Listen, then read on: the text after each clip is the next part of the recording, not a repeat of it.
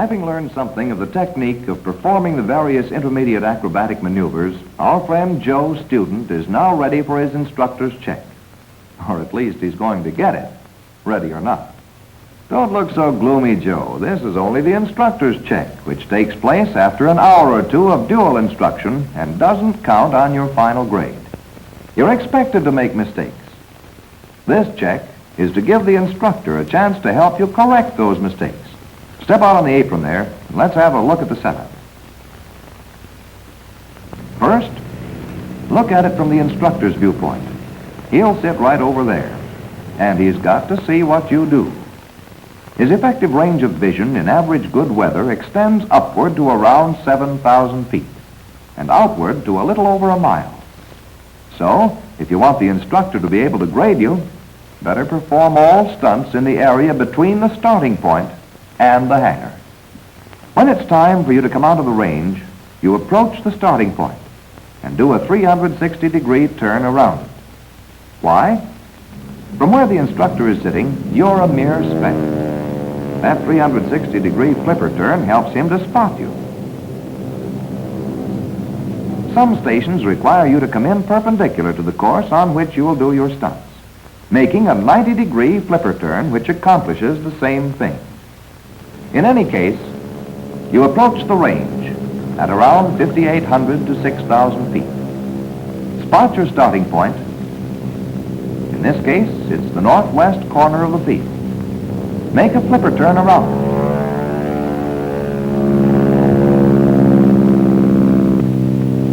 And remember, you're not over the point unless you can see it on the inside of your turn all the way around. You drop your nose for the last quarter of the turn to pick up speed.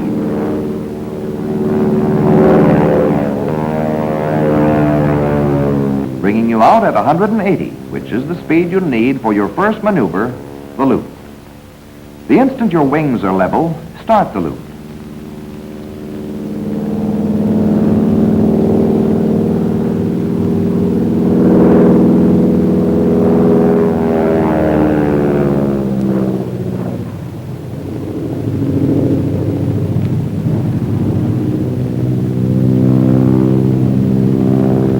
The second loop follows directly in the path of the first.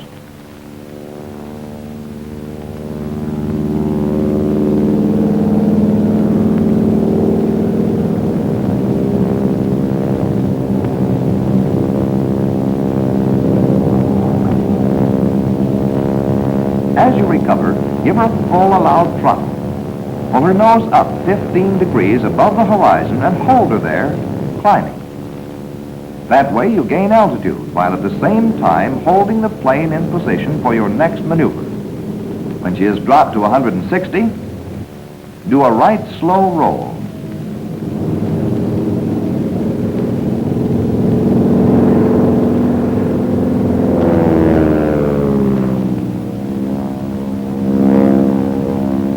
By now you'll be fairly close to the hangar.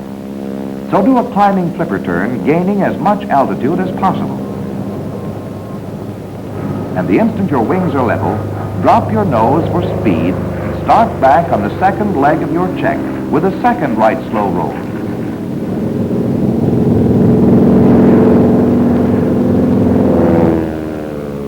Level off.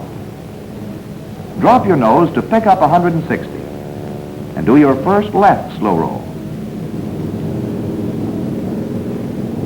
If possible, it's a good idea also to do a third slow roll on this leg. But if you find you're getting back toward the other end of the check range, reverse your course again with a climbing flipper turn, at the same time gaining all the altitude you can. And follow this with your second left slow roll.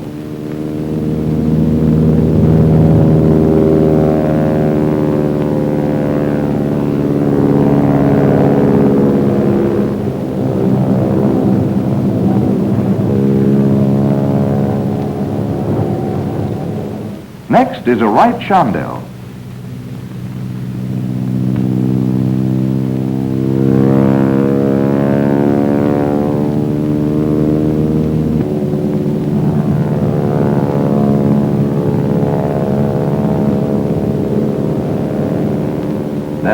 chandelle.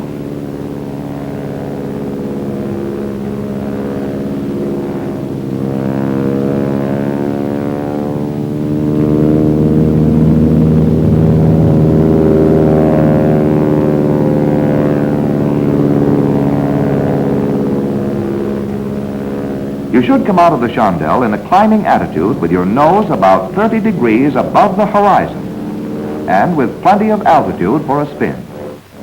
So all you have to do is throttle back to 1,000 RPM. Put the prop in full high pitch and wait for your speed to fall off to 70. First is a right precision spin.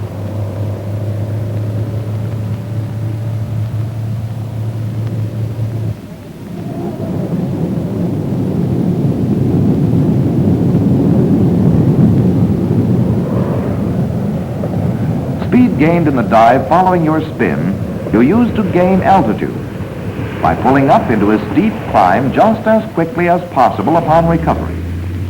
Don't pull your wings off, but don't waste that precious speed. Make her climb like a homesick angel, and you'll regain enough altitude in a few seconds for your final maneuver, a left precision spin. When your speed begins to fall off and you've regained enough altitude, drop the nose down to the prescribed 30 degrees above the horizon before going into the stall.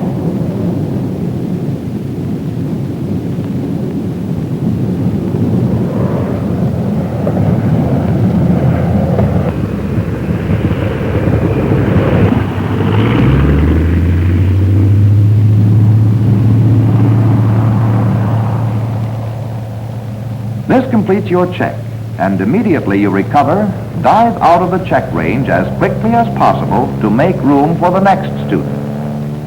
That's the procedure. You start with a flipper turn around the starting point, dropping your nose for the last quarter turn. Then 2 loops and a right slow roll.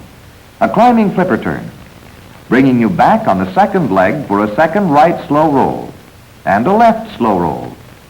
On the third leg, the final left slow roll, a right chandelle, a left chandelle, a right precision spin, and a left precision spin. You always do them in that order.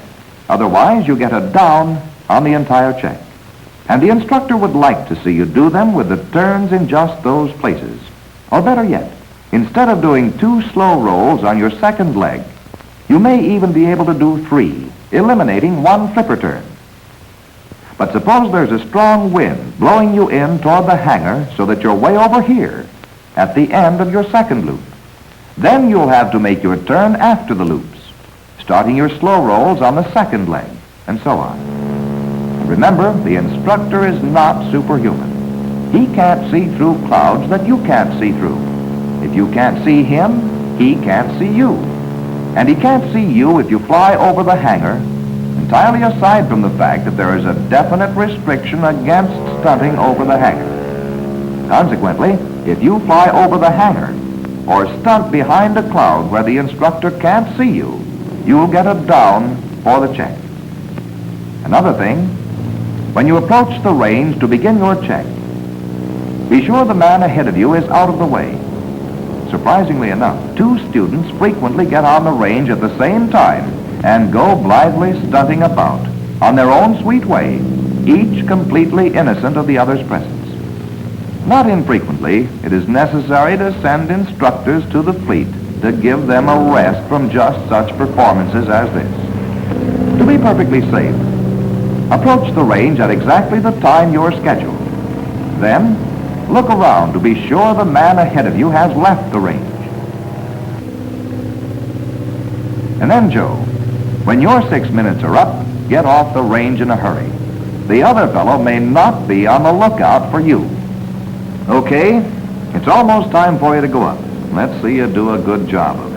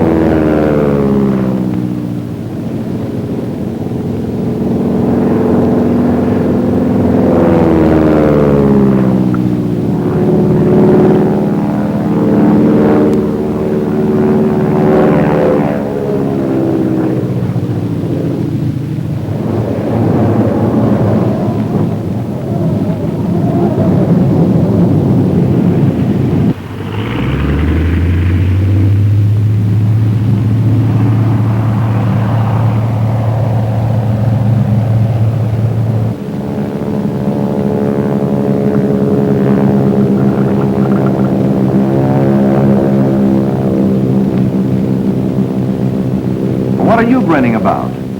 Your stunts weren't too good, Joe, and your air discipline was terrible. Did you drop your nose for the last quarter of your flipper turn to gain altitude? No. You did a completely level turn and then dove to gain speed. And so you lost time and airspace.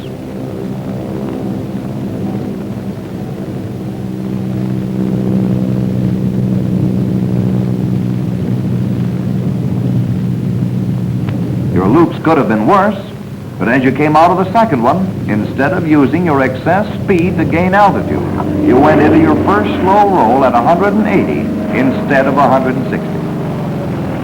Then, instead of a climbing flipper turn, you did a level flipper turn. And spent half of your second leg climbing for altitude.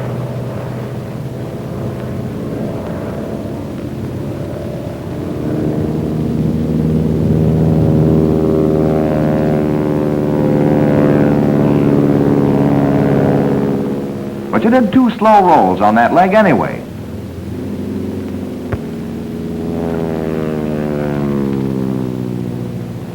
And the second one was so far out of the instructor couldn't see it. Then you did another level flipper turn when a climbing turn would have gained altitude for you. Your chandelles were just there.